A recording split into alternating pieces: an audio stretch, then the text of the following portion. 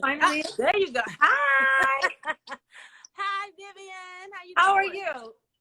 I am well, girl. We all trying to adjust to all this technology. I know. I'm so sorry. No worries. Listen, I just said when it works, it's great. When it doesn't, it sucks. Right. I heard you. I heard you. Oh my God. I think your hair is so beautiful. Thank you. Yeah. Great. I am so embracing my gray. It is so pretty. Thank you so much. So pretty. I'm going to embrace mine too. You should. So pretty. I will. I've always loved gray hair. It's so pretty to me. Thank you. Well, Beautiful. yes, you're beautiful. Thank you. You're welcome. And so glad to talk to you. I was just saying before you jumped on, it's like I miss your music because I know you've been off the scene for a few years, right? Like a couple. 2017. Yeah. Yeah. So yeah, we're glad to have you back. Thank With new you. music, honey. It looks like new fresh skin. What you been doing in the corona? What you been doing, Vivian? Finishing this album. Honestly. Yes. That's really what I spent most of my time doing during the pandemic is finishing the album. I had all the time in the world to do it. No excuses to not meet my timelines anymore. That's right. Hashtag no excuses. That was good. Because I had one, the first one we had was for March, and we like totally didn't make that. And I'm like, okay. And so when the pandemic hit right around that same time, you know, we really had to, you know, step it up. And because there was no excuses, no distractions, you know. I wasn't going on the road, you know, so. No. And eventually my son was out of school, so it was like, there is no reason why we cannot finish this album. Get to it. I know, and I'm so glad you stuck to it and you were focused. I'm delighted it is. You got to talk about the album because that's why we're here. And we want to know what's been going on with you too, but let's talk music first. Yeah. Your new album is already out and available. It's Love Absolute. Tell me about what's absolute about it. So it is, it encompasses a lot of things that I absolutely love. Okay. So what is myself, you know, my man, my people, my love for jazz music. I haven't recorded a jazz song since like my first album, and that's like a genre that's really close and dear to my heart. So and Mike Phillips about me. Huh? Mike Phillips is on your album, right? He is, yeah. We did a cover of Harlem Blues, which is one of my favorites on the album. Yeah. So yeah, it's about me and lots of things that I absolutely love. Yeah. And I understand that Ghostface Killer. Listen, I've already downloaded it, just so you know, and I already have my favorite tracks. I'm loving the Ghostface Killer track. Yeah. As well as Mike Phillips track. That's the blues. And then there's one on there. I think it sounds like it has some sampling of Evelyn Champagne King. I can't remember what the name of it is. Oh yeah, that's the same one with Ghostface. That's Light Up. Okay, Light Up, honey. So I love it. So when Thank you. Did you do a lot of writing on this album? I always write. So I'm a singer-songwriter. So I always have been. So yeah, if I'm writing with anybody, it's a co-write. You know, I think there's one song, maybe actually two songs in my whole catalog of 7 albums that I didn't write. So yeah, I'm a singer-songwriter. So that's one reason I think why it takes, you know, me some time to write an album, because I'm doing, you know, the bulk of the work. Now, Kwame, who produced every song in this album except for Harlem Blues, and whose label the album is on, he and we write together as well, especially on the up-tempo songs. So Kwame and I, no other writers. Love that. And so you're on his label, Making Noise. Yeah, I have been since a while, though, right? My baby since 2015. Yeah. And so how's that relationship been? It's great in the end. It's always great in the end.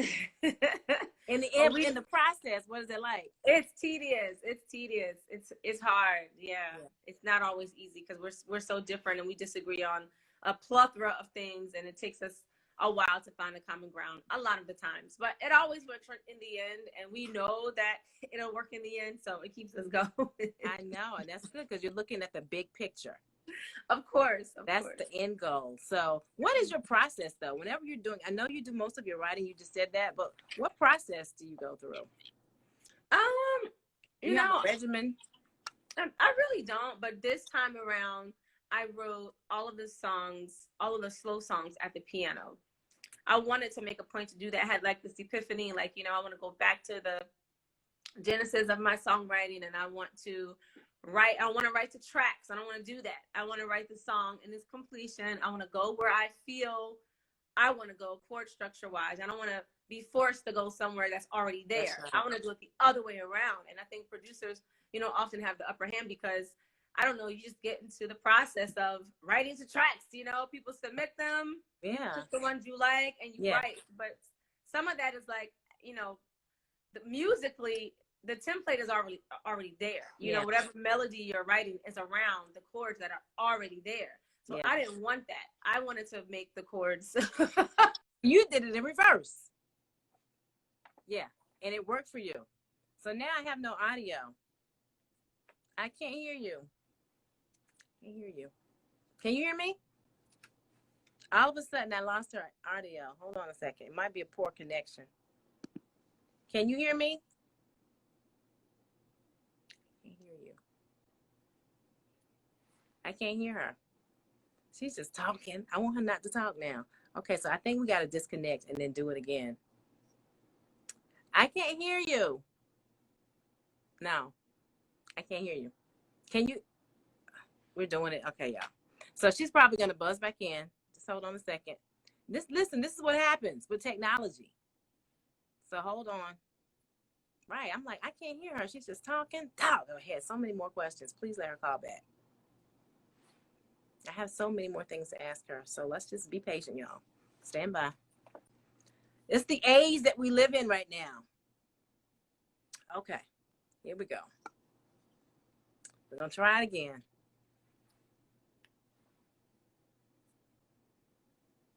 So Simply Felina says, we can hear you. You can hear me? Okay. Oh my God. I'm sorry.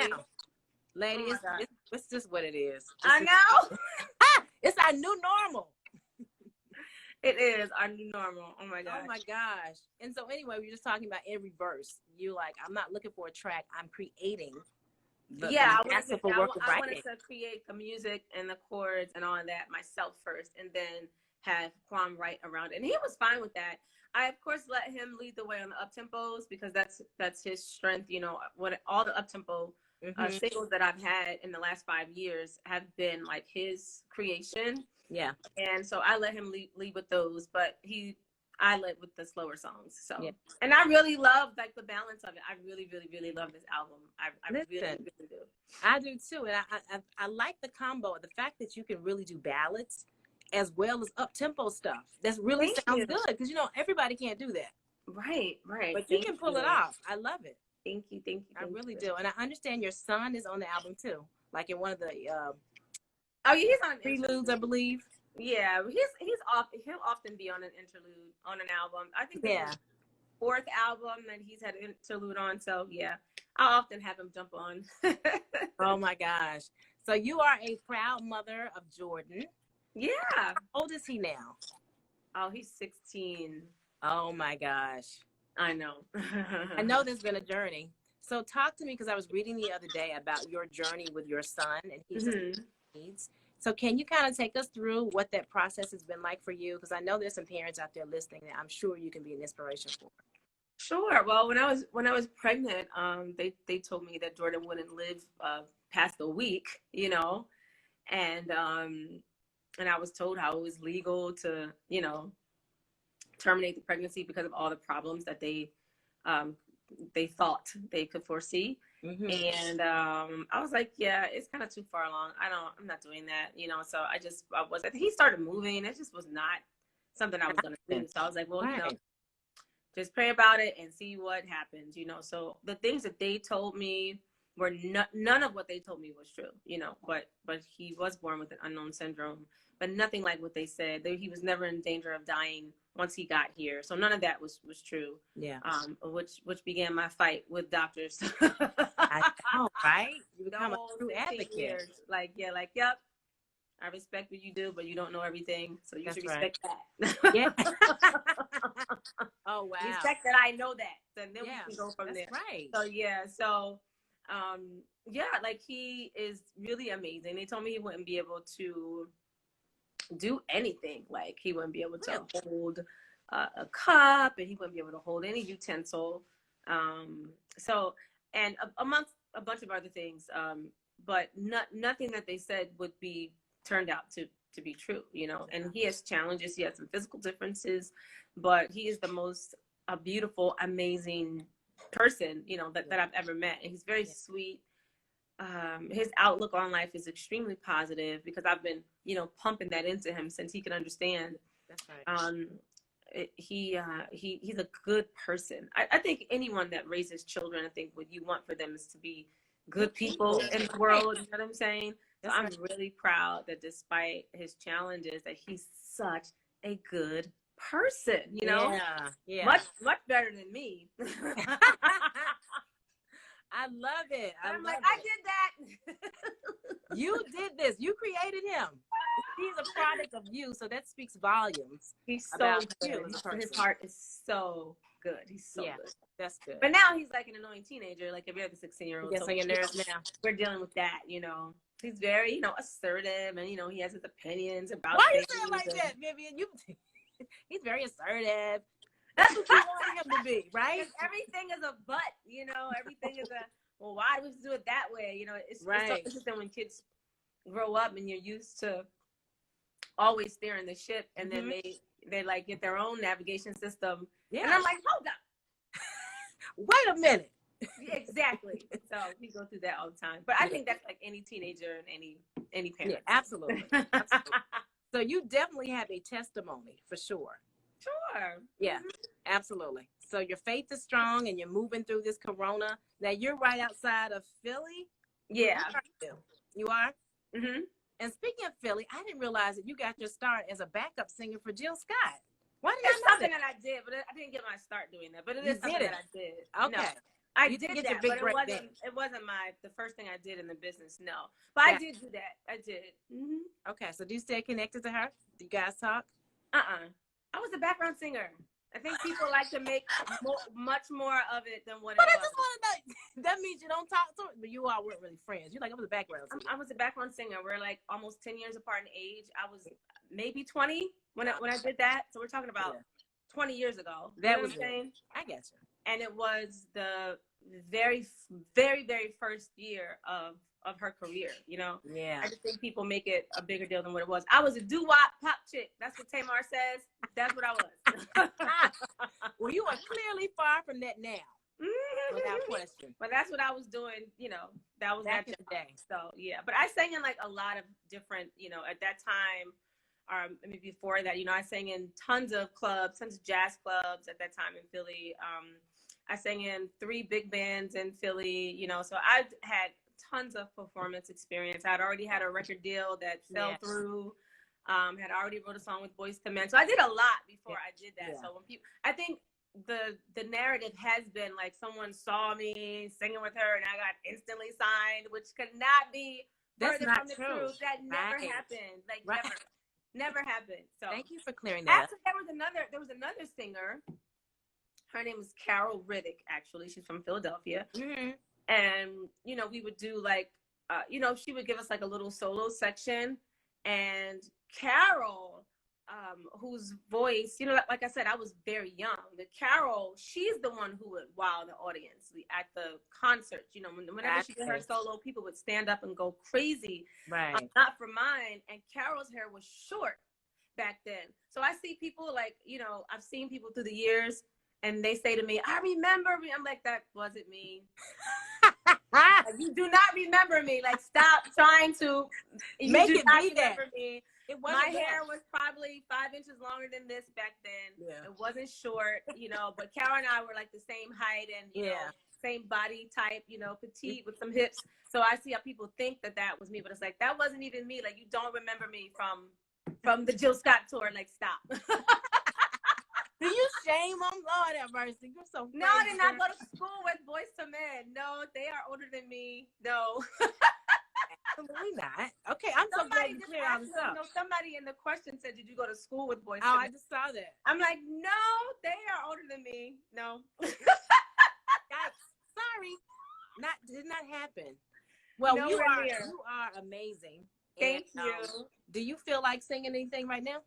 I'm just asking. Probably not, but I will if you force me. I'm not gonna force you, but I would want you to do it. Very strong.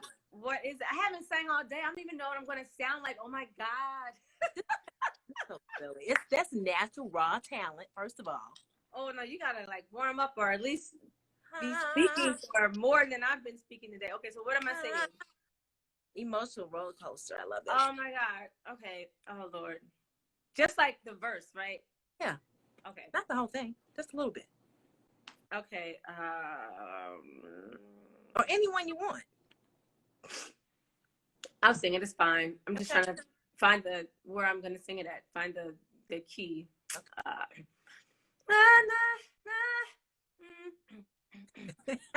I'm trying to find it. I haven't sang all day. I love it though. I love it. I love it.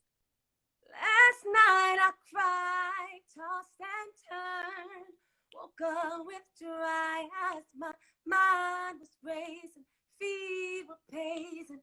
Lord help me, please tell me what I have gotten into. Ran my 3 miles to clear my mind. It always helps me out. It's my therapy when I'm losing it, which is usually, I'm on an emotional roller coaster. Loving you ain't nothing healthy. Loving you was never good for me. But I can't get off this emotional roller coaster. Girl! Oh, loving you was never good for me.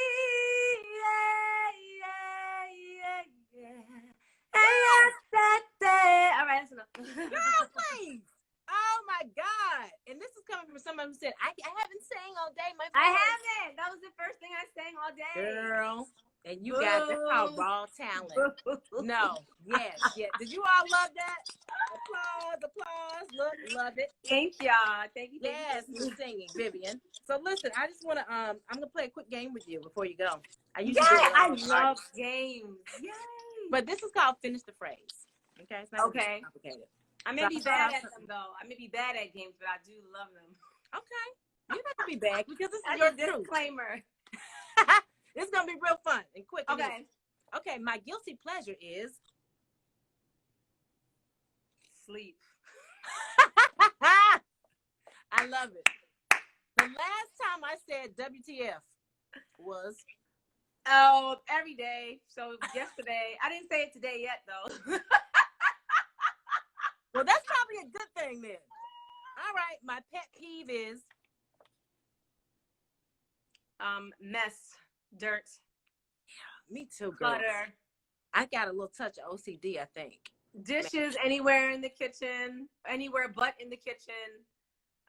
Shoes anywhere but in your room or in the closet. Uh-oh. Are you a clean freak? Are you a neat freak? Oh, yeah. Yes. Me too. Everything's got a place. All right. I have hot in the refrigerator. Oh, hot in the refrigerator. God. I would like have a whole cow. Okay. So, but you prefer them like where? Like maybe you put the food in Tupperware, I guess, right? Yes. A whole pot in the refrigerator. Yes. Tupperware, please. Ziploc bag, please. Oh my God. I thought I was bad. I think you got me beat, girl. Okay. I have a girl crush on.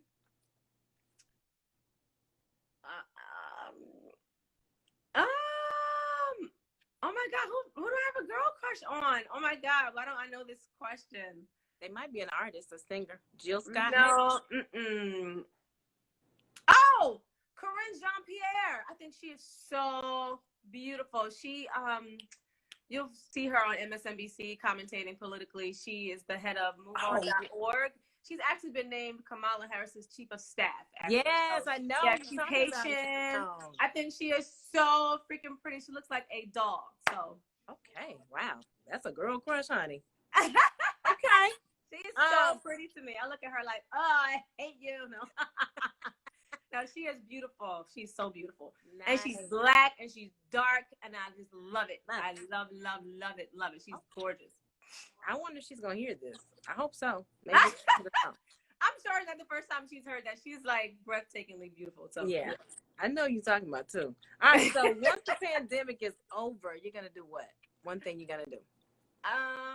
Hopefully get on the damn road so I can perform this album. That is what I'm looking forward to most, and also my son getting his social life back because, you know, obviously he has not been able to do a lot of things that, you know, tennis and drama club and his social clubs. Like, and I hate that at the, you know, climax of your teenage years, 16, and he can't do anything. And so I feel bad about it every day, but he is such a trooper. You wouldn't believe it. He's never complained one time. Not one time this whole time he never said, Mom, I'm tired of being in the house. Never. Not one time. Amazing.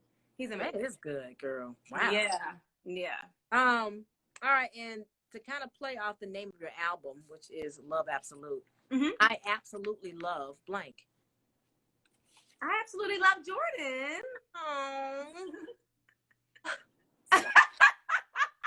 And I absolutely love your hair. How about that? I like it. I like it. Thank you so much. Vivian Green, Love Absolute is out right now. And we can't wait for you to get on the road. You got to call us back. We got to do this again. Yes. Are there any dates that anybody's trying to make? I guess not now, right? Like, well, you know, I actually have my first drive-in show this coming weekend in Houston and Dallas. So we'll see what. Oh, wow.